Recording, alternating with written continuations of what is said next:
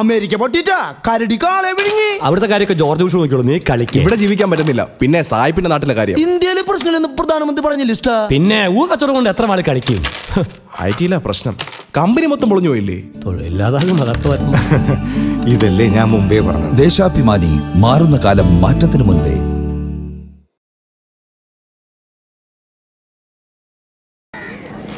ചീരയ്ക്കും വില കൂടിയോ? പച്ചക്കറി എന്താ അമേരിക്കന്നാണോ?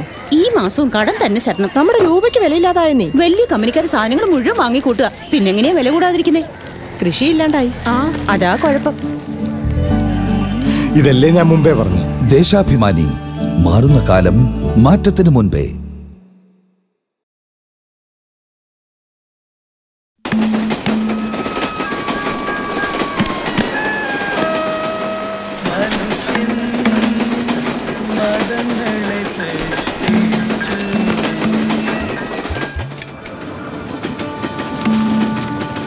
ദേശാഭിമാനി, മാറുന്ന കാലം മാറ്റത്തിന് മുൻപേ.